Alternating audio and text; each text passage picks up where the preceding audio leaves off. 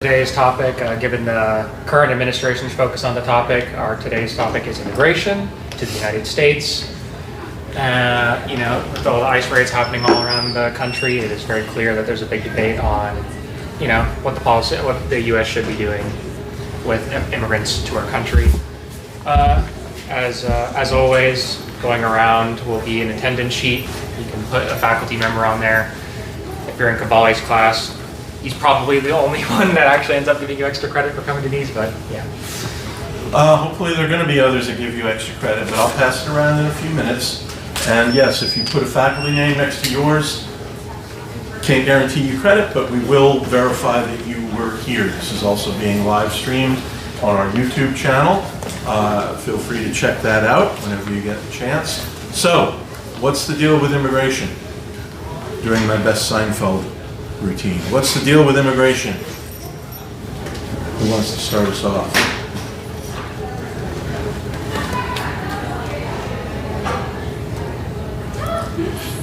Nobody wants to say anything? Yeah, go ahead. All right, I'll start us off. So, my main issue, right, is the nature of the debate on the issue. It's not necessarily, most people don't really think about reasons, long term, what's the impact on the US economy of this? They're like, it's mainly kind of directionless hatred towards an amorphous entity that's responsible for all of your suffering. You know what I mean? It's blaming immigrants are taking all of our jobs, they're ruining the economy, they're somehow cashing out all of the money from the welfare system that we, the minimum welfare system that we have. Not to be merely implied that there's a strong racist element, obviously, to it, and there's also just a blame on crime and all that. And there's not really despite the studies that show that immigration helps grow and improve an economy, because if you add more workers and people buying and producing things into an economy, it obviously grows. But they're just my main issue with it is that it seems to be immigrants are being treated as a scapegoat for all of America's problems, and all of America's frustration is being vented towards them. Okay, do you want to say? I didn't want to go if you're not finished. No, I'm okay. Personally, I think that the way that I agree with you. I think the way that we're especially going about how we're doing it is, I think, wrong. I think that the way that the administration currently is going about the immigration and everything, I think is bad.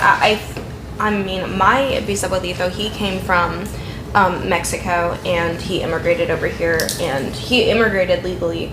But the thing is that we don't really educate the public on what they're actually doing. It seems that we're just picking random people, whether they're legal or illegal, and I feel that it's causing a lot of fear in a lot of people, including my family. And I think that the way that we're going about attacking people just based I feel there is kind of a little racism element in this, and I think that it's causing people to kind of hate each other now, and I feel that we're not really going to the root of the problem. Yeah. So I think that a big part of the discussion comes down to what does it mean to be an American? And so I'm of the opinion that not anybody in the world can be an American, that there's a distinct people and a distinct place, and that makes someone an American. And so a lot of figuring out what the definition of that is going to affect our immigration policy, because I don't think that anybody in the world, just because they have a piece of paper that says they're an American and then comes and lives here, makes them an American. And so I think that that's a big deal to figure out how we're going to deal with that. Are there any Americans who aren't American? It just depends on what you consider an American, I guess. By my definition. So it's in the eye of the beholder, is that it? I wouldn't say so. I think that I mean, are there people who are American citizens that you would say are not really American or not really being American? Are there people that have a piece of paper that says that they're an American, but they don't share the same values, culture, heritage that we do? Yes, I would agree with that. I kind of want to further on your question. Do you think that like being an American is more of like a thing about like morals? Like, what do you think? Like, I don't want to like ask just a random like question because I know that you were just saying like generally speaking like Yeah. we need to figure out that ourselves. Like you wouldn't know. Like we're all trying to figure that out. But Are you asking me what I think? yeah. Do you think it's Yeah. more of like a moral thing, or do you think it's I think it's multifaceted. I think one thing that we often don't think about, but to me is very important, is heritage and how long your family has been in this country. I've had a family member that has fought in almost every single war in this country, and so I think that it would be, in my opinion, a little bit silly to say that someone who just came here, their family has done just by definition nothing for this country, to say that they have the same rights and same expectations in this country that I would have when I've had family who's worked and fought for this country for hundreds of years. Yeah. Would you say that like poor Americans who like are a net negative on the economy should lose their citizenship? No. So okay, so you're saying, right, that you have to have like given something to your country to be a citizen of it, right? That's a facet of it, yes, I would say. Okay. What's another facet of it that would like not? Well, what that would would not. what That are would some not examples? I mean, define I think you meant. a I think you poor were at least American. implying military service is Yes. one. Okay. What are some other facets of being an American? So besides heritage, or do you mean Well, what are the things people can do to be considered American, other than just being a particular kind of person? I mean, military service is an action. It's something that people do. Are there other things other than that that define what makes somebody an American? Like volunteer? Like in Well, okay, like volunteer work charity or what? charity. or like would you say it's something like adding like to the economy? Like what other things can Yeah, be could like run a a facet? business. Yeah, like I would say first and foremost would be sacrifice. Okay, sacrifice. So part of maybe putting something into the economy, I think that there is that's a good thing, but there also is a wanting to take something out of that. So one of the things that you see in high trust societies is you will see people sacrificing for their community to build it up. And so I think that when there is, if people are just coming to this country to use it as an economic zone to make the country more money, sure, but also to make money for themselves, I think that takes away from the spirit of what it means to be an American. So it's not just an economy thing. Okay. What about others? Anybody else? So you're saying that sacrifice is a big part in becoming an American. Like, that's what you're saying. Would you say that like a large portion of immigrants do sacrifice to just get into the country? That is already a sacrifice among itself, is getting into the country, either illegally or legally. It's a very hard process, and they're usually sacrificing for their children for a better opportunity in this country. So would you even just say that like those sacrifices just to get here is already enough to be like, hey, you made it this far, you are an American now? Are they sacrificing for the country or for themselves? They're sacrificing for their family. So to for get themselves. Here. For their family. So I'm saying I would say that people should sacrifice for the country, not for themselves. But when they get here, they're probably going to go straight into the workforce and they're going to start working for the country. And they're going to start sacrificing Probably, for the country. or Most definitely. Almost Okay. almost most immigrants go straight into the workforce. And like most immigrants work more than even most native-born Americans. Mm-hmm. Like statistically, a lot of immigrants have a higher rate of employment than Native Americans. Sure. So really, they're actually doing more sacrifices than a native-born here. Well, having a job is not a sacrifice. Then what do you classify as a sacrifice? Is just saying military service or having a business? Like, that's a very niche thing. Contributing to your community, charity work. Even just small stuff like helping out a neighbor with something. And I think that people with a common heritage, a common culture, that's a much more common thing, people tend to have an in-group bias where they help people out in their own community. So introducing someone from another culture into a foreign culture, you don't always see those sorts of interactions with people. So it doesn't lend itself to a large amount of cultural cohesion. So if you're like physically disabled, So a lot of like people that come from South America are Catholic, right? Mm-hmm. And Catholics, they take the tithe, and then the Catholic Church reinvests it in the community. Would you say that, because there are very devout Christians, and that charity is a part of Christianity, and Christianity is a shared cultural value between America and South America. Sure, there's the Protestant Catholic divide, but there are, Catholic Americans who I would assume under your definition would fit under the category of like a true American, who have sacrificed, that have served, they've been here for decades and decades, right? So would just being a good Catholic, like paying into the church, being a member of your community at church and all that, would that be enough to cross that threshold of sacrificing yourself for your community? Sure, we could definitely have that conversation. I guess it just depends on what you would consider a good standing Catholic, a Bible-believing Catholic, a giving Catholic, but I agree, that's part of what constitutes a cultural cohesion is a shared religion as well. So I would be willing to have a conversation about that, but not, I think there's a lot of times people will just say that they're Catholic because it's a cultural thing rather than actually being a religious, practicing, charitable Catholic. I think there's only 10% of Americans that identify as Christian and actually attend church every Sunday, for example.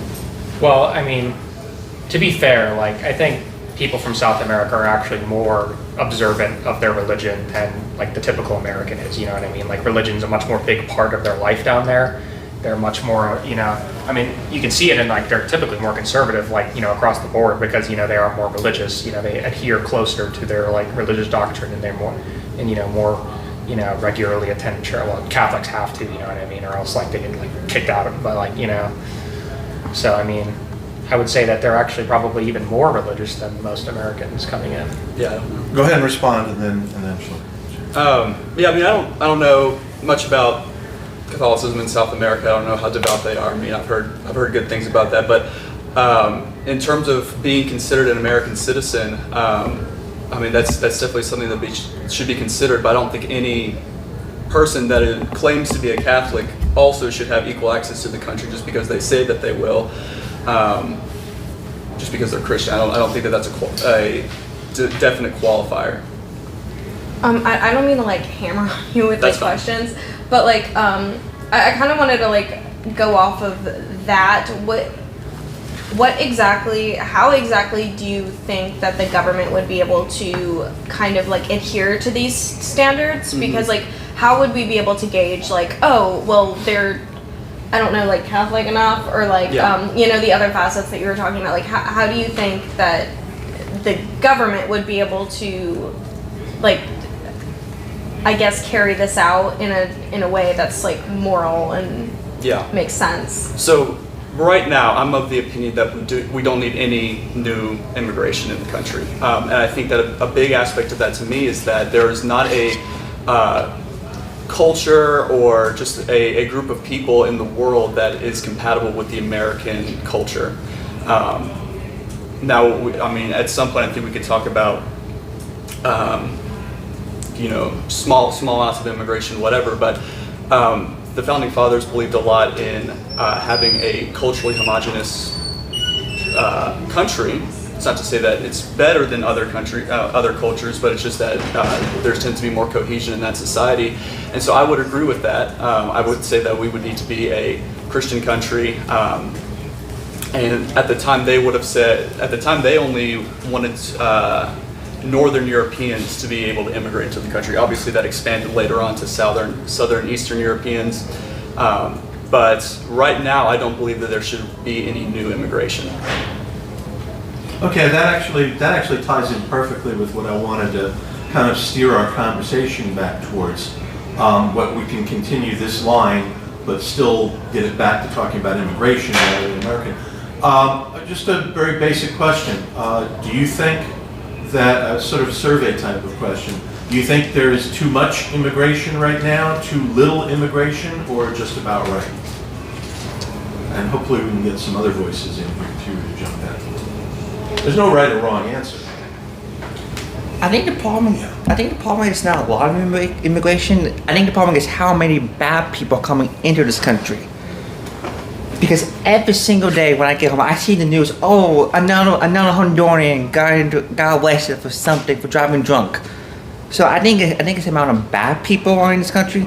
I'm not saying not all immigrants are bad, but there's like some criminals that needs to be reported. So you think we should be more discerning as to who we let in, or Maybe like a sign, like give them like checking in, see who's coming in. okay? You can go first. So like legal immigration? I mean, like I think that we should just have legal immigration. I don't see the need for us to have illegal immigrants. Like again, like half my family is Latina. Like we all immigrated here, but like we immigrated here legally.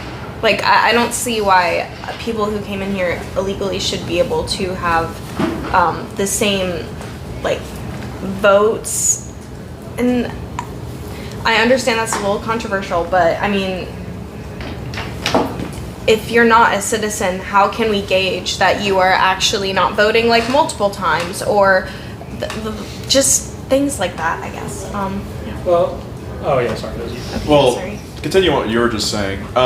If anything, we're seeing how, I think in the US each year, we only let about 1 million immigrants per year legally.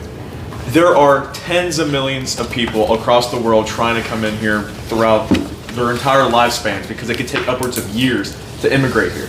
And a lot of these people who are waiting come in here illegally because they can't wait any longer because of persecution at home, in their home country, war, societal issues and stuff like that. So they have to come here illegally because they know that if they stay any longer in their country or in whatever they're at right now, they're at risk of dying. So if anything, we should make the process easier so people don't have to come here illegally. They should come in here way easier to come in here legally. The thing is, I completely agree with that. I think that we should make it easier. However, we can't just let people in willy-nilly. Like, I mean, 100%. I totally get that. And the only way that we can make sure and assure that people aren't, like, women aren't getting trafficked and just attacks aren't happening from, like, the cartel and, like, yeah, drugs. Like, we need to have just a allow structure. every Like, we single- need to have legal immigration. Like, you shouldn't just allow every person just to walk in, just like, hey, you're a citizen now. I totally get that. I'm just saying, like, it should be way easier for people don't have to potentially do it illegally. No, I completely agree with It you. shouldn't be a multi-year process or even some upwards of to a decade just to get into this country, just have a better chance at life. It shouldn't be that hard for an average person just to try to get here, and they have to take the risk of coming in illegally and then never having the proper documentation or just the constant looming threat of like, hey, I might get deported at any moment. If I ever get arrested for speeding and they found out I'm not a citizen, I can get sent right back just for doing something like that. These people should have an opportunity to get here way easier than having to go over the border or something. Also, adding to that, if you like care about human trafficking, like, you know, if illegal immigrants aren't allowed, like if they're under the threat of deportment and, you know, they're getting human trafficked, you know what I mean? It's like, you know, they're not going to trust the authorities to like go to them and like break up a, you know, ICE's reputation actually has made it harder to, you know, like to actually break up human trafficking rings because there's so many people involved that would get deported if ICE started coming down and like locking all that down. So there's less incentive to report that because you'll get punished for doing it. You know what I mean? You'll do the right thing, and then ICE is like, wait, what's your citizenship? And then you're gone. You know what I mean? So it's like. No, I completely understand that, but if you're in this country illegally, right, and you've been in the, like, I know people who have been here illegally for like 40 years, right, and you still have like the looming threat of not being a citizen yet, why haven't you gotten that citizenship at this point? I mean, like, you've been here, like, the thing is that the reward is, like, that's what it is to be a citizen, and if you don't need to be a citizen, then why would you try to put in that effort to be a citizen unless you had to be in order to be in the country?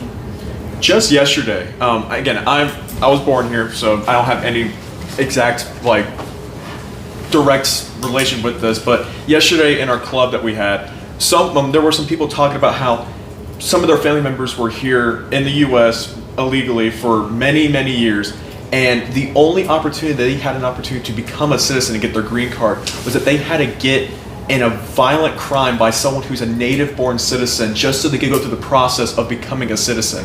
And they were saying how they're hoping that they might get in like a car accident or get mugged or get stood up from someone at gunpoint just so they can go through the legal process to eventually become a citizen. That's how hard it is to just get a green card. A lot of these illegal immigrants in this country, they can't get it because the process is still way too difficult or expensive, and they can't do that. And the only way they could do that is if they get in a crime with someone who's a native-born American here.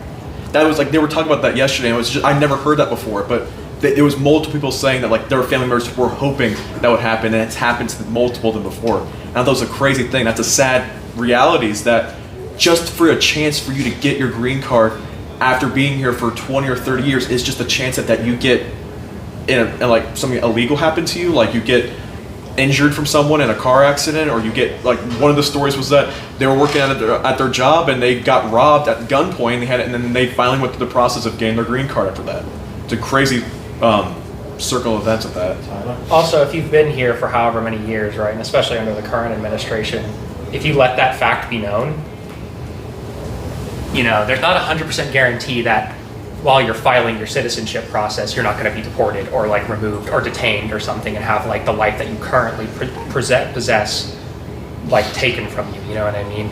Like, even if there's no like security guarantee that like if you've been living here for, let's say, for 4 years, right, and you have like a family and all that you aren't going to be like detained, arrested, and deported. So like, you know, you like doing the right thing, going to the, you know, trying to get those papers are like, oh, you've been here for 40 years, bye, you know, get out of here. Like, you know, we caught you now, you know what I mean? So it's like, you know, the system isn't like forgiving, and it's like the system doesn't incentivize people to interact with the authorities ever, because if they ever interact with the authorities, there's always the danger that they'll get deported, and like, you know, the family that they did have here, the life that they did have here is gone now, you know what I mean? And that's a risk that's like way too much for me. Too much? Not enough? Just right? Any input? Well, to respond to that, I feel like, isn't that a risk that they have to take? Because like, if you came here illegally, then you know that that's a risk that you're taking, that you could be deported. So if you want to try to become a citizen legally, it's still a risk that you could be deported. But well, I mean, if they've been here for 40 years, they've managed to evade the authorities for 40 years, you know what I mean? So like, why would they come into the light when, if they're like in darkness, it's been working for them, you know what I mean? So it's like, if you want to incentivize people to go through the process, you know what I mean? Like, if you want to be like, hey, we're gonna start sending out forms, we're gonna start doing this, you know, we're gonna have offices, lawyers and stuff that come out and like, you know, help you make this official, make this legal so that we can, you know, do all these checks on you.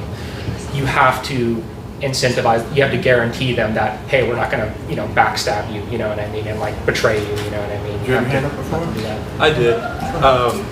Well, I don't want to interrupt the question that you were asking, but just for any of y'all that were talking already, I just had a question about why do you think that someone who just came into the country should have the same legal rights, access to opportunities as someone like me who's had family in this country for hundreds of years? Go ahead, fight it out. This country is a nation built of immigrants. We know this. We've learned this, that almost every person can trace their lineage from outside the country. Only a very small portion of the remaining population in this country can trace their origins directly from Native Americans being here. Every person pretty much in this room is not natively from here. Again, you've probably been here for, some of us may have been here for 200-300 years. Our families can lean back to the 1600s, but we're still technically not native here. We're a melting pot of nations. We're a melting pot of ethnicities. Why would we prevent someone who, yeah, maybe just got here from last week, but if you made through the process, I'm not saying illegally or legally, I'm saying you made it, you're in the country now, you're a U.S. citizen, why would I treat you any differently when you went through a very difficult process to get here? I'm going to treat you like you're someone who was born here because you did it. You're an American now. I don't care if you were born in Iraq and you lived there for 20 years and you just came here last week, I'm going to treat you like you're an American now. I think everyone deserves those rights because we're a country that is meant to be a land of opportunity, a land of freedom, a land for anyone to come here, anyone in the corner of any of the corners of the planet to come here for any opportunity to seek a better life. And I think everyone deserves that opportunity. I don't care if you, again, are someone who's never set foot here till yesterday. I'm going to treat you now as an American. You did it. Congratulations. I think everyone deserves those rights. Do you think that the founders agree with that idea? Well, the founders were 300 years ago. Times have changed. Again, they might have not agreed with it, but they also, again, they didn't say anything about slavery. They were going to, but Thomas Jefferson himself took it out because he knew that the southern states weren't going to be happy about that. Things have changed. I get that founding fathers may have said something then and may say something now, but it's been almost 300 years.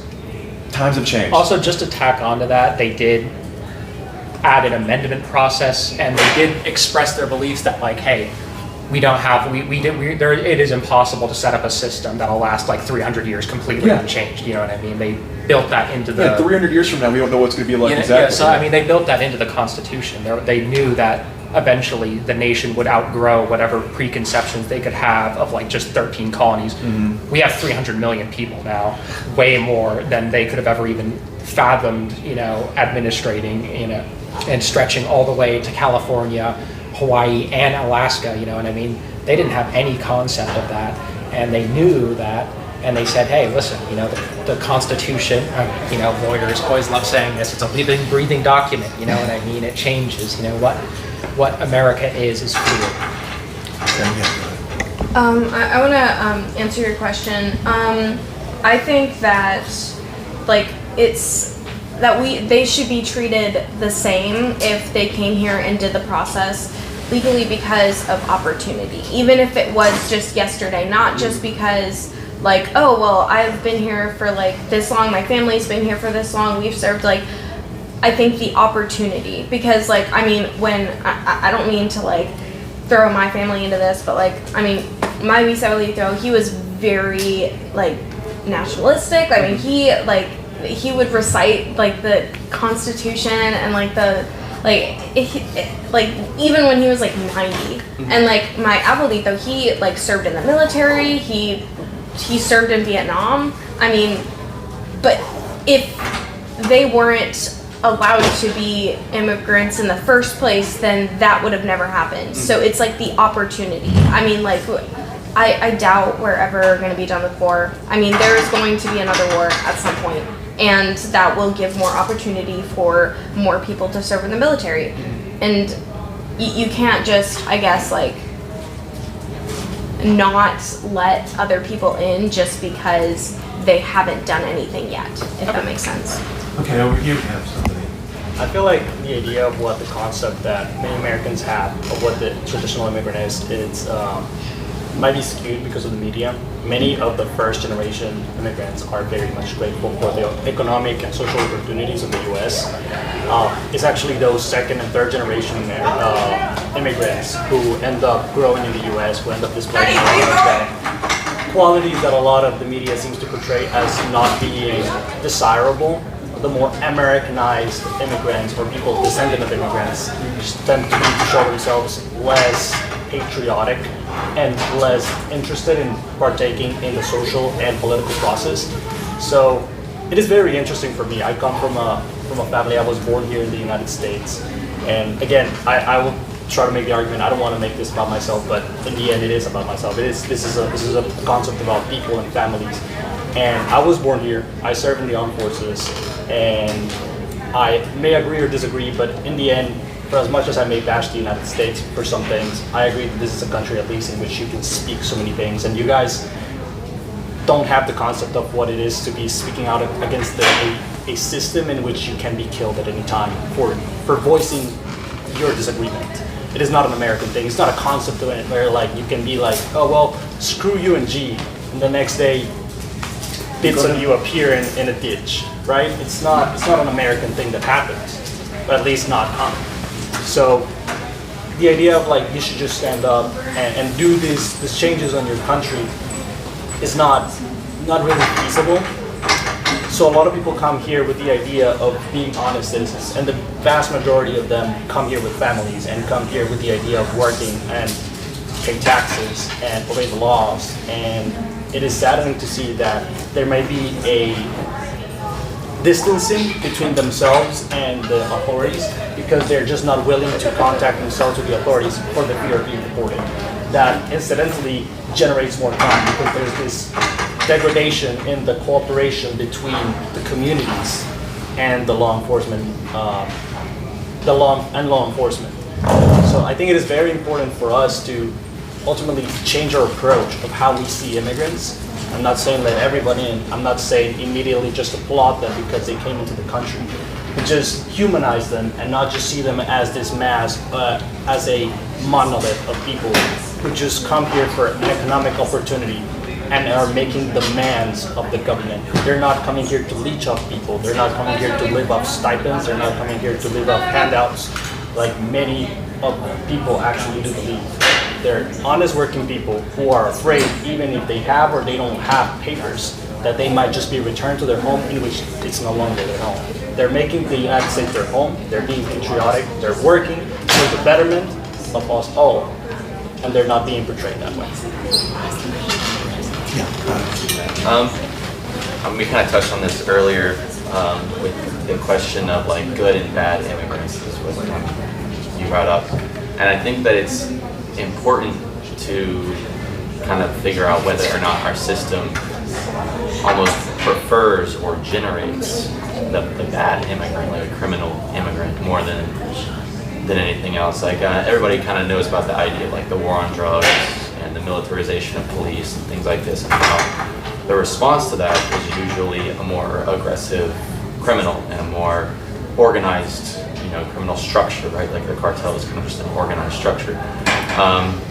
And so it turns out when our enforcement becomes really strict on issues, we end up creating a really staunch opposition.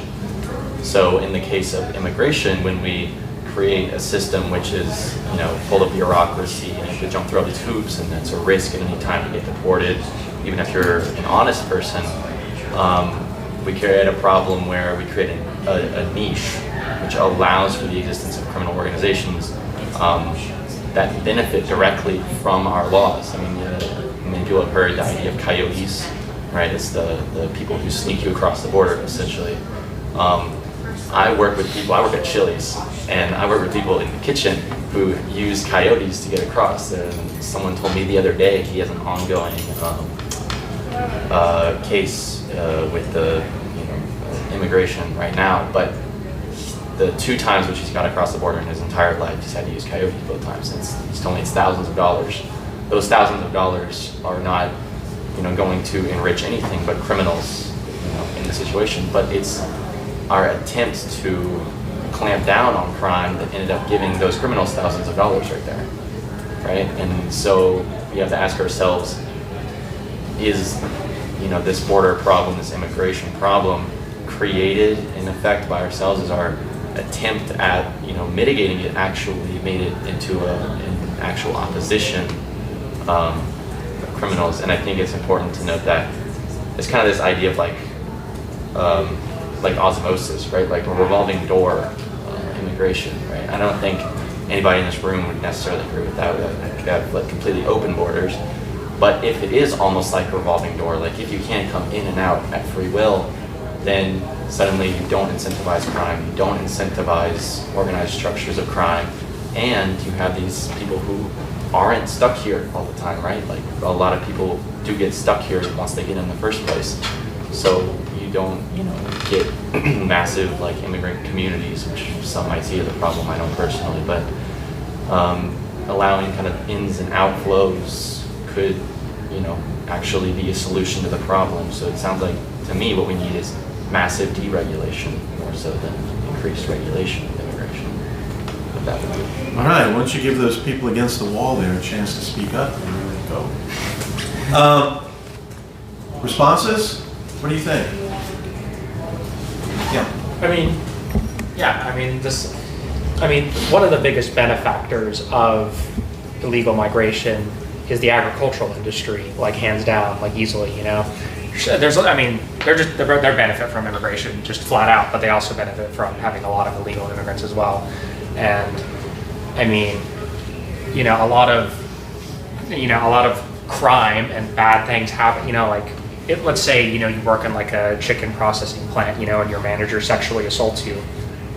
You can't say anything about that because if you go to the authorities and you have no papers, you just have to you have to choose between getting justice for like a rape or being deported, you know what I mean? And that's like, it's a horrible situation to be put in, and it incentivizes abuse, it incentivizes, I mean, there was a operation to break up, there was a modern slave trade going on in the United States where they broke this up thankfully, but they were literally putting people in shipping containers in Georgia and they were gonna try and send them to farms in Illinois, you know what I mean? Like the modern slave trade, like, mass human trafficking.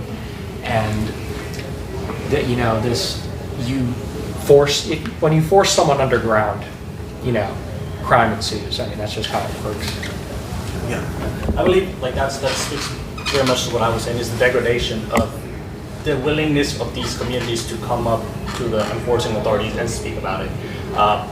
We have seen in the news, I believe I saw that there was this case in which in many meat processing plants, they were using kids to source our meat. So whenever we reap the benefits, we're really ignorant of what's really going behind those scenes, and we reap the benefits of much of this cheap labor. But when it stops being an economical benefit, and when it stands that someone has to win either economically or socially for going against these people, then it becomes a major social issue. Many years ago, it used to be that they were moving up in north that we were talking about. For many of the western states, those states that have a lot of agricultural backgrounds, they would allow for a lot of Mexicans, a lot of Central Americans to just cross over the border, work on those seasons, send that money back to their family, generate wealth for their families, and then come back. Because they didn't really want to stay in the United States. Very, very little were the amount that were actually staying behind the United States and settling down. It was only after they started cracking down on those crossings that immigrants would just stay in the United States, because it was not feasible for them to just come back and see their family and just go back again and work and then come back. It was not something that was really economically viable. So we started seeing the increase in these communities. And now we marginalize said communities that have laid the ground for our economic development and our agricultural development. It is something that we have to keep in mind, that the fact that we just make it harder, it just basically entraps these people, and it fosters higher crime rate, and it fosters a sense of divide that we can have. It stands to show that this increase and this push for massive deportation, it's gonna only increase the cost of federal government and state. And it stands to really, the privatization of these deportations just stand to make money to a lot of politicians and a lot of people who have connections. This is not something that is just gonna come out of your dollar, or your tax dollars, my tax dollars, but this is also something that's gonna go into the pockets of people who benefit, who sell mattresses to these law enforcement associations, who sell this, and you're just gonna say, oh, it's a trade, but these are people who are connected and who are specifically lobbying for this, who are specifically catering to your idea of danger, of fear. So they can sell you that, and then they can sell, in the other hand, the tools for deportation. These are people who are playing you for money and for monetary gain, and are just doing this in the open.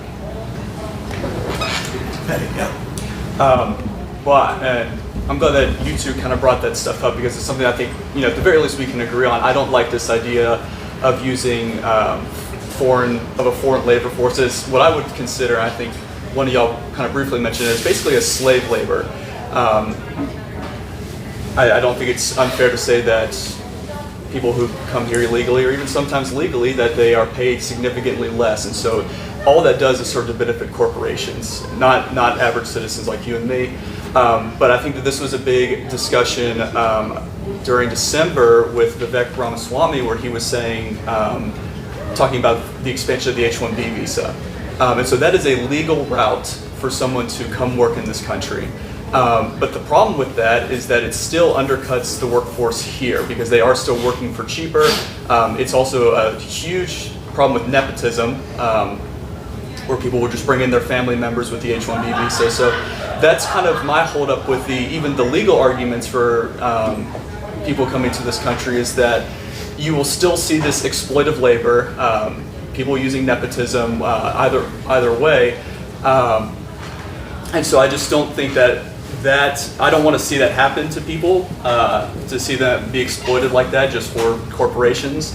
So I think even the legal route that people take is not even a particularly great one. Well, yes, I do agree with you and what you're saying. I do see it more of the point of like, these were, some of these people were taking jobs that Americans were inherently not going towards. You know, you don't see a lot of Americans making push and unions for going up and picking up our vegetables, right? But nowadays we see a lot of push from Red Ramaswamy and this idea of bringing more people into high tech, into engineering, and try to push that, right? Those are jobs that many Americans are going to lose out on, right? And these are jobs that a lot of right-wing politicians, and not just right-wing politicians, a lot of politicians are going to take care of, and this takes in corporations because they're going to have to pay less to those immigrants that they're bringing. I completely agree. They're undercutting the U.S. workforce, and they're undercutting us, but they're selling it to us as we're just actually restructuring, allowing for immigrants to come.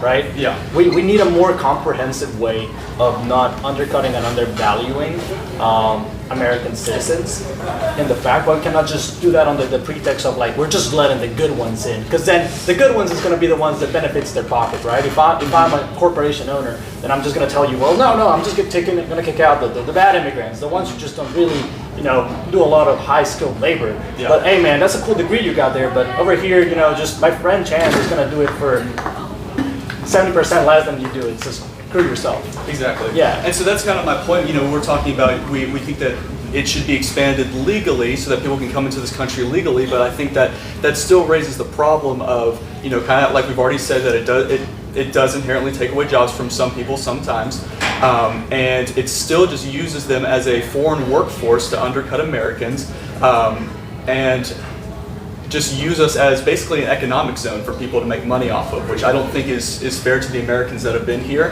And I'm sure that there are a lot of those migrants that will come here who are doing that do love this country a lot. But I still don't think that is fair to the people that live here. I don't think that that's in the best interest of average day Americans. But that comes to the point of like capitalism itself, right? If you can just pay someone else to do the same job that you can do and you can pay them less, why would you care about someone who's American? Sure. Like capitalism inherently doesn't care about our nationality. It doesn't care about whether we're black, blue, green, brown, white. It just cares for how much our labor can actually cost us and how much can we produce and what's the cost that it can to benefit us. So we have we are not advocating for a completely free labor market because it was honestly, us Americans, we are not productive enough. We are being outpaced in mathematics and in many other fields. And we're just being left behind, and we have to both restructure the government and make ourselves more appealing in not only our market, but the global market. And we're losing that race. And I think it also speaks to the term of education. How much are we putting stakes into our education and how educated we're coming out of universities? That we're just completely being outpaced by so many Indians, so many Chinese, so many people from other nationalities that corporations would much rather just advocate for policies and just completely change them and bring over this foreign workforce. Yeah. It's not something that we can just say it's the immigrants. It's a multi-pronged approach that we have to focus on to make ourselves more competitive. Because we can just cry and whine, but we actually need to produce something. Yeah. Okay, Tyler, you want to speak, and then we're going to wrap up. I can definitely see the argument of like Americans definitely getting like the short end of the stick with like engineering. You know what I mean? A lot of people go to college for engineering, and they can get pretty easily undercut by but specifically with agriculture, I mean, like, raise your hands how many of you want to work on a farm, like in the fields. You know what I mean? Okay, I wouldn't mind it. I mean, I grew up on a farm. All right, okay. I mean, there's one, but I mean, most Americans feel that they are not not cut out for that work, you know what I mean? Most Americans feel as though that's not their work. I mean, Washington has this problem where like their farm industry is like collapsing because like no native born citizens want to do any of that kind of work, you know what I mean? They don't want to be like picking artichokes out of the field for like however many hours a day. So like Americans kind of just don't want to do agricultural work for the most part. I mean, you know, most people don't aspire to that, and you know, it's just, so I mean, like, so in terms of that really undercutting Americans, like, I don't know, like agriculture, it's a little less the case because most Americans wouldn't really want to be doing that work in the first place, you know what I mean? So, I mean, it's more just about like, you know, the people that will actually, you know, want to do that hard, like physical labor, you know, pay them like, you know, market rates so that it's like all fair. Okay, go ahead, but I also want us to think about where we're going to go from here in the future. Yeah. So, like, just with what you're saying, though, I mean, this is coming back to the migrant slave labor class. Well, we need them to pick our crops because Americans don't want to. I don't agree with that notion that we need to import a foreign populace just to work for us. I mean, I don't think that that's a moral decision to make. Once again, I think that that's a decision that only benefits corporations. I think as we see more AI get integrated into the economy, there's going to be people that are losing some jobs, and I think that if once people realize that they can make money doing maybe agricultural jobs, maybe these other jobs, that would be beneficial. But as we've already talked about today, I mean, we've talked about engineering, agriculture, just menial labor jobs. I mean, we've talked about all of those jobs that we not only want to be, that not only are being fulfilled by migrant labor, but are being filled by migrant labor. But then we want to say, but they're also not taking jobs from us. They're not taking jobs from Americans. But we've talked about at least 3 examples of how they are. And so I think that right now we have no need of a foreign labor force. There are plenty of Americans that need jobs and can work those jobs.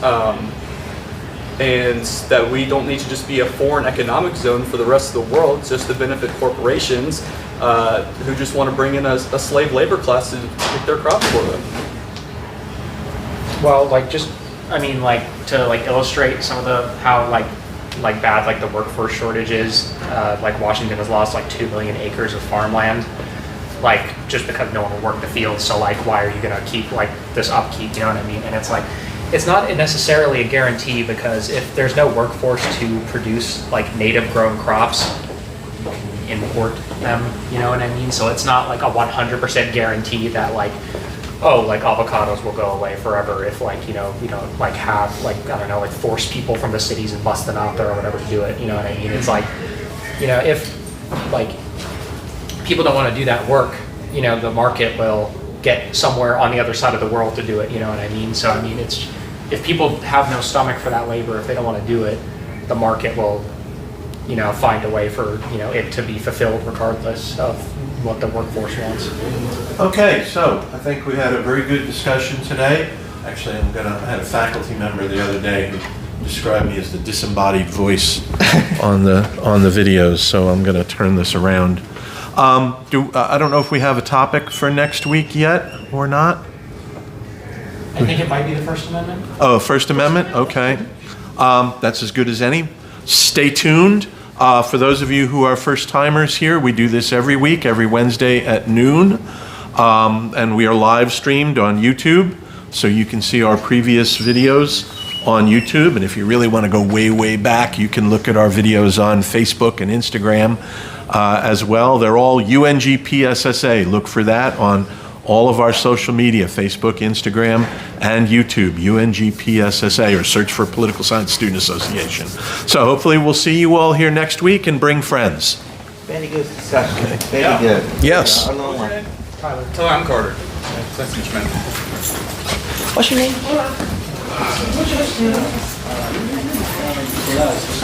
Yes. Alyssa. Alyssa. Placer.